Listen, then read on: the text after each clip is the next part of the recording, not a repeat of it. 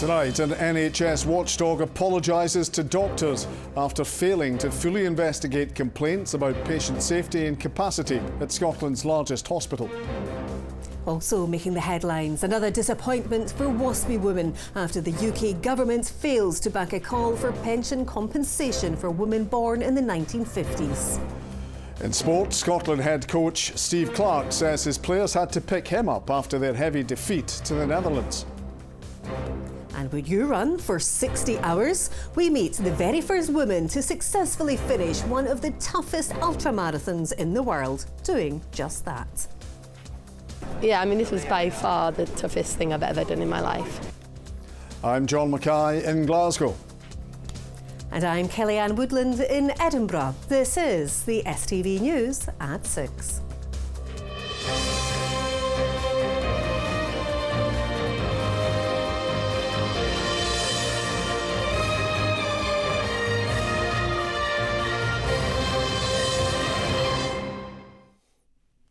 Good evening. An NHS watchdog has apologised to doctors at Scotland's biggest hospital for failing to fully investigate their concerns about patient safety.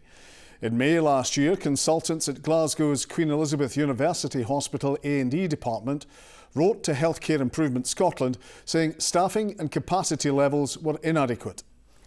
The consultants offered 18 months' worth of evidence to back their claims, but the watchdog didn't ask to see it. Instead, it launched an investigation to speak with senior executives from the Health Board and closed the case in August last year. Well, our reporter Courtney Cameron is at the Queen Elizabeth University Hospital for us tonight. Courtney, what more do you know? Well, Kellyanne, we know the watchdog has now upheld complaints from the doctors. However, last year, STV News understands that 29 consultants from within the accident and emergency departments here raised concerns about patient safety. Healthcare Improvement Scotland didn't speak to them directly, though. Instead, they went to senior officials within the Greater Glasgow and Clyde Health Board, and the case was then closed in August. After complaints were made to the watchdog by doctors about the way their concerns have been handled, Healthcare Improvement Scotland says the situation is now being reconsidered. But the BMA in Scotland says the extent that the doctors have had to go to get their concerns taken seriously is very worrying.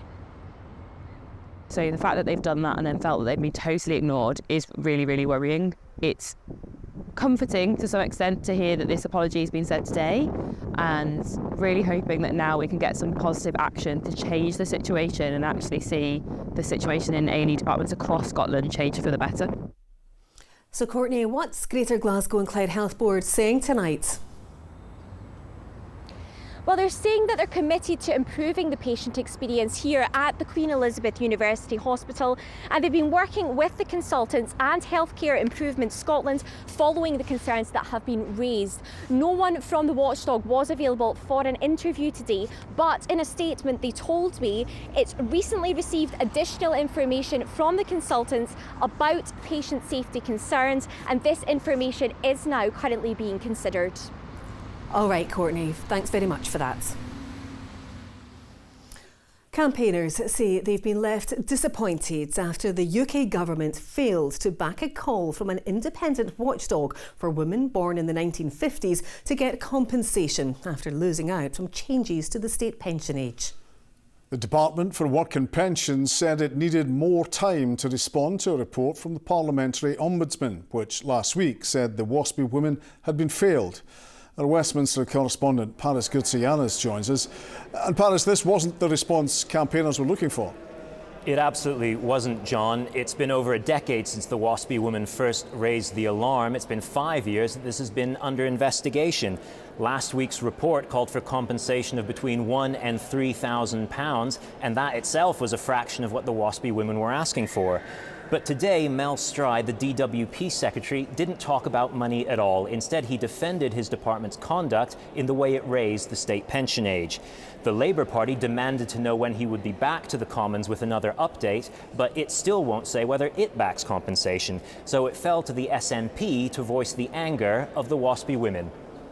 The Ombudsman has not found that women have directly lost out financially as a result of DWP's actions. And the final report has not said that all women born in the 1950s will have been adversely impacted, as many women were aware their state pension age had changed. Members on this side of the House will look carefully at the report too and continue to listen respectfully to those involved, as we have done from the start. We in the SNP stand shoulder to shoulder with these women who have been abandoned 100%. And betrayed by the UK Government and the future Labour Government. Can the Secretary of State tell this House what it will take to compensate these women? Do we need another TV drama to embarrass and shame them into doing the right thing? For WASPI campaigners who say more and more of their comrades are dying of ill health and old age with each passing year, this was a disappointing and frustrating statement. We've experienced long delays, as you know, like 5-6 years since we started this whole campaign. At this stage in the campaign, I would like to see a very quick remedy and a quick way of getting the remedy out to all these women that are deserving of the compensation. So Paris, is there any hope of a resolution soon? Well, John, with 6 months to go until a general election, this looks like the kind of issue that's destined to be kicked down the road again and again until we get past polling day. Remember that any compensation comes with a multi-billion-pound price tag. Labour went into the 2017 and 2019 general elections saying that compensation should be paid. This year, under new leadership, the Labour Party is going to be very wary about giving the Conservatives another line of attack on the issue of the handling of the public finances.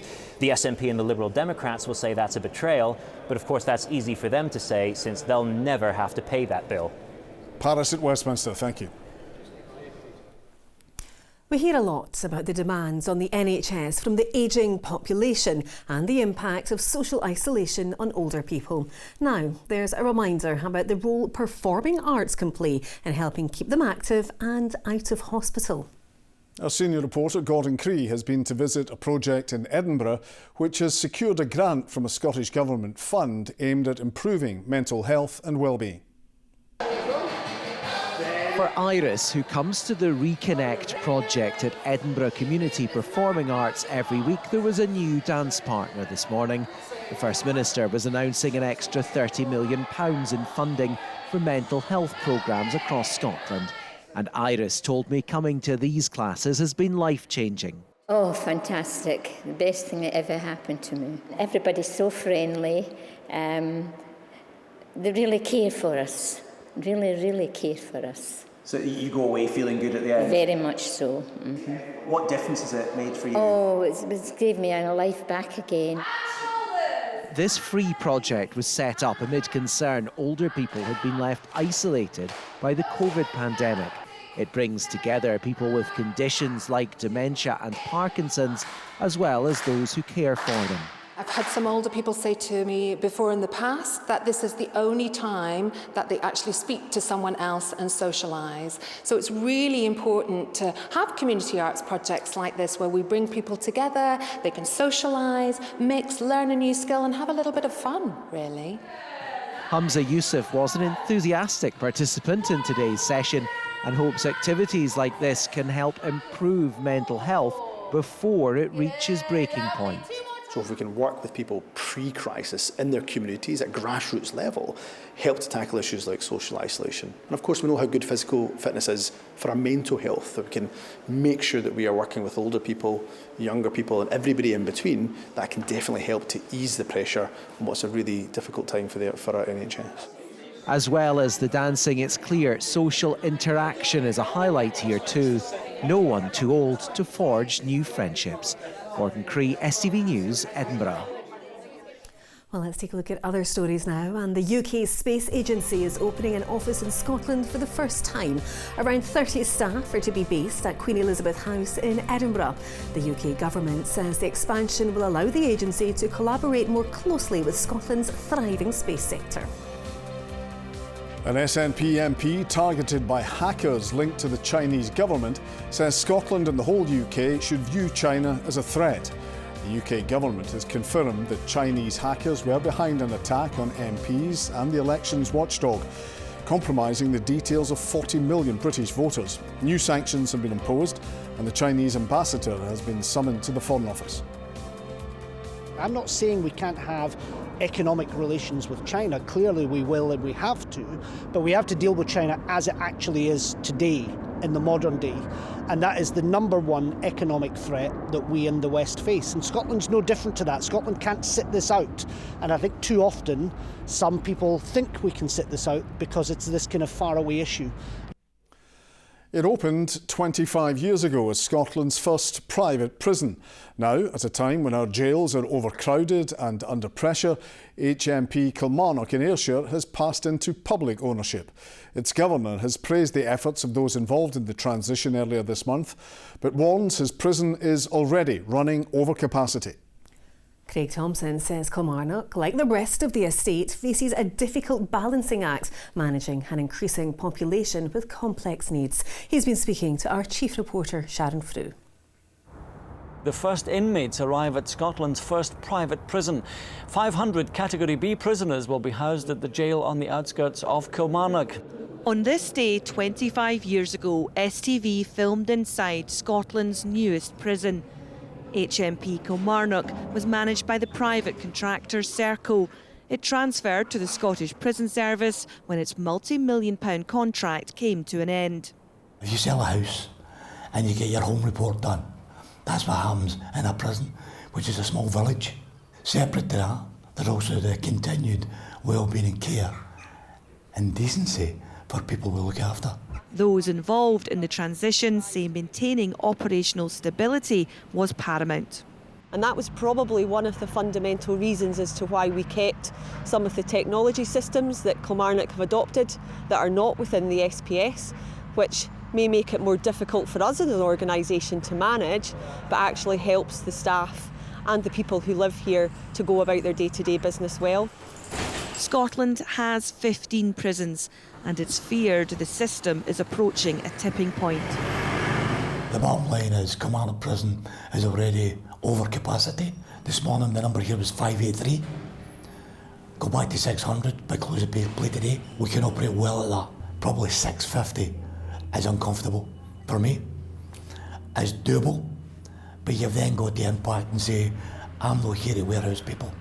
That's not a desired outcome for any prison governor. I think 650 would be where I'd be saying, let's take a breath here. The Prison Officers Union says the change at Kilmarnock will result in more jobs. I think it's somewhere between 50 and 70 staff now. That's a significant number of staff to be added to a complement for a single prison. But I think that's one of the clear examples of the difference between public and private in terms of how they manage the day-to-day regime. Addywell is now Scotland's only remaining private jail. We either build more prison spaces or we reduce the population going in. Earlier this month, the Chief Inspector of Prisons told a Holyrood committee Barlinnie in Glasgow is at risk of catastrophic failure, while HMP Greenock should be bulldozed. The Scottish Government is said to be looking at contingency plans and is investing in community sentences to try and reduce prisoner numbers. This prison is only 25 years old. So, it's no Barlinnie, I was in Peterhead in the 80s, it's not a Victorian prison.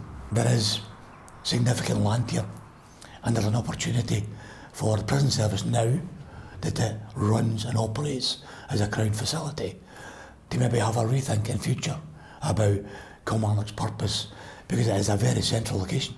Many say a rethink of the entire prison estate is essential to respond to ongoing challenges. Sharon Frew, STV News. The proposed merger of two adult daycare centres in Renfrewshire has been delayed, but the threat of closure still lingers. Renfrewshire's Health and Social Care Partnership looked at combining the centres to save money, but the budget-setting board couldn't come to an agreement. The plans have been met with fierce opposition in recent months. A judicial review has been lodged at the Court of Session, with parents and carers saying a merger would destroy lives. Brandon Cook reports. Here you go, Janice. You do that up. 32-year-old Graham is getting ready for another day at what he calls work. It's his daycare centre in Linwood, a place where he socialises, learns new skills and plays sports. His mum describes it as a godsend. For now, it's here to stay, but another vote on its future is due in the coming months. Without it, he would be absolutely lost. He goes there, he meets all his friends, they have fun. And for me, everybody deserves a life. And take that away from Graham and you take his life away from him. I can remember during COVID, Graham stood at that window and said, "Is this what my life's come to?" And that's really sad, and that worries me, that if these centres were taken away from him, he would lose his lifeline. No, open now. Oh, stay opened. The Budget Setting Board of Renfrewshire's Health and Social Care Partnership met late last week to try and plug a £14 million gap. They agreed to shut down a care home, but hit a stalemate when voting on the future of 2 adult daycare services. Parents and carers protesting worry its closure has merely been postponed. Why are you picking the most vulnerable people in society to try and save money? There must be other places. This is Grant, this is my uncle. So Grant, when my grandparents passed away, between my mum and I, we took on caring for Grant. So he's with us 24/7 when he's not attending Milldale Centre. The loss of the centre just now will be catastrophic, and we've already been told by the HSCP that this is not the end of the road. So we're already looking at, we lose this, what's next? Renfrewshire's Health and Social Care Partnership say a decision is still to be made, and in the meantime, Mirren and Milldale daycares will continue to operate as they currently do, without any changes at this time. But parents like Elizabeth say the lack of assurance is worrying, and they'll continue campaigning to save the centres. This is an adorable 32-year-old young man, and he deserves a life that he enjoys. 33 in September. So look at Graham and think about him when you're making that decision. Brandon Cook, STV News. Time now for the sport with Rahman and Scotland back in action tomorrow night. That's right, John. We play Northern Ireland in our latest friendly tomorrow night. It comes following that 4-0 defeat against the Netherlands last week. Now, on the face of it, that looks like a drubbing, but Scotland, for large parts of the game, played very well, had a number of chances, so it was a sore one to take for head coach Steve Clarke. Good evening. Steve Clarke says the Scotland players had to pick him up after their 4-0 loss to the Netherlands in a friendly last week. That was the Scots' 6th game in a row without a win. Clarke admits the result rather than the performance is more important when they face Northern Ireland tomorrow night. Back at the National Stadium, preparing for tomorrow night's friendly. I tend to sulk a little bit longer than they do.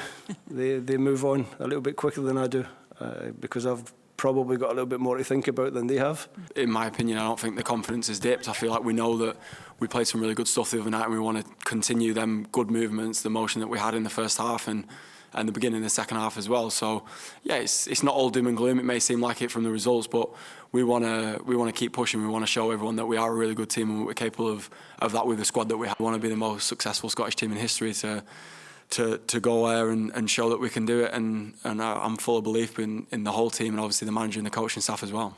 We've got such a good group in terms of the camaraderie and the banter and the jokes and stuff like that whenever we do go onto the pitch, there's trust in each other and we know that your mate's going to have you back in tough moments. And I feel like throughout the big games that we've played, the competitive games that we've had that in abundance, to be honest. Over 37,000 tickets have been sold for tomorrow night's match. The Tartan Army are hoping Scotland's 6-match winless run comes to an end against Northern Ireland. Rangers women's head coach Jo Potter says retaining the League Cup is a big moment for her team as they target more silverware this season. The Harbuck side defeated Partick Thistle 4-1 in the final at Tynecastle yesterday. Thistle striker Cara Henderson says they'll learn from the experience and come back stronger. Jamie Borthwick reports. And I think that's a big moment today. To retain a trophy is never easy. And I said to the girls, this is your trophy. Make sure you keep your hands on it. First year on a professional contract and I've got my first trophy under my belt. It's quite hard to sum up the emotions that I'm feeling right now, but I thought the girls were excellent today, so I think we thoroughly deserved it. It wasn't necessarily uncovered, if I'm being honest with you, but I think we'll learn from it, and I know this group of girls will come back even better. That's why I chose Rangers, because I thought this is a great chance to be able to do that, and it's amazing feeling to win one today, so hopefully we go on to win a couple more by the end of the season. Meanwhile, a Hearts statement says the club was disappointed to see the Tynecastle dressing room branded with a Rangers crest for the game. The club says that this was not approved. Adriana's boss Rhys McCabe has lavished praise on his players after they fought back from a goal down to defeat Welsh champions the New Saints to win the SPFL Trust Trophy final. With the score at 1-1, Nikolai Todorov scored a penalty midway through the second half to complete the comeback. At the age of 31, McCabe becomes the youngest manager to win the trophy. One final piece of football news. Callum Elliott has left Cowdenbeath to be appointed the new manager of Bonnyrigg Rose. That, folks, is all your sport tonight. See you again tomorrow. Rahman, thank you. Well, let's see how the weather is shaping up for us. Here's Sean. A spell of sea air will be followed by a strong chance of you have to try these. TUI sponsors STV Weather. A very good evening to you. Well, the weather's going to remain very showery through this week. We'll get some quite heavy thundery showers for a time. Expect on Monday, Thursday. We've got low pressure sent to the southwest of us throughout this week, and that throws bands of rain and showers at us throughout the week from the south, but it also pushes that colder air we've got just now away to the north. Now, the weather still looks showery for Easter weekend, but with the colder air moving northwards, our temperatures rise to about 12 or 13 by the time we get to Easter Sunday. So even though there still will be showers around by then, in the sunshine, it will feel a lot better. But for the time being, we hang on to the cloud, we hang on to the outbreaks of rain, and we hang on to that cold air as well. Temperatures tonight about 2 or 3 degrees Celsius, so it's quite a bit lower up on the hills. I expect the very tops of our hills north of the Central Belt seeing some snow through tonight. Quite a bit of snow over the eastern end of the Grampians, but even here turning back to rain and sleet into tomorrow morning. Now tomorrow we've got a lot of cloud around from many parts, but largely dry at least to start the day. The best of any brighter weather across Argyll and Bute and also across the Highlands. But even here we'll see cloud outbreaks of rain coming back in during the afternoon. Quite damp through the afternoon. Glasgow and Ayrshire, and our temperatures here 4 or 5 degrees Celsius, rising up to about 8 degrees in the brighter parts of the northwest. So on Wednesday, cloud, outbreaks of rain for many parts, will be a little bit of sunshine. Temperatures rising a little bit up to about 8 degrees Celsius. We're about 9 or 10 degrees by the time we get to Monday, Thursday, but we see heavy rain going through, and then that clears away northwards to heavy and thundery showers, which last into Good Friday as well. On Saturday, I expect we will see some heavy showers, hopefully not until a wee bit later on in the day. Showers fewer and further between Easter Sunday and highs of 13 degrees. Bye-bye. TUI sponsors STV Weather.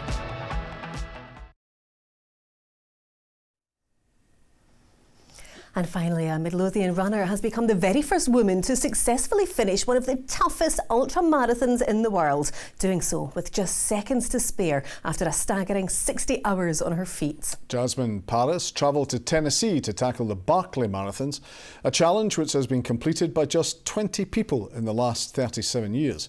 Louise Mickey reports.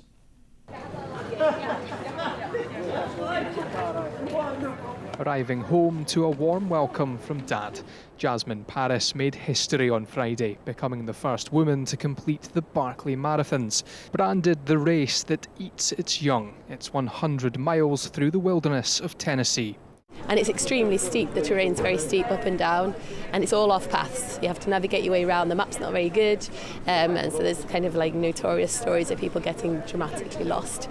And you've got 60 hours to do it, so there's no time to sleep, so you're awake for 60 hours, you have all sorts of hallucinations by the end. It's pretty tough, and I pushed it to the very limits and finished with just 99 seconds to spare, so it was quite dramatic at the end. Thank you. Jasmine is now one of just 20 people to complete the challenge. I'm really sorry. Thank you. I mean, this was by far the toughest thing I've ever done in my life.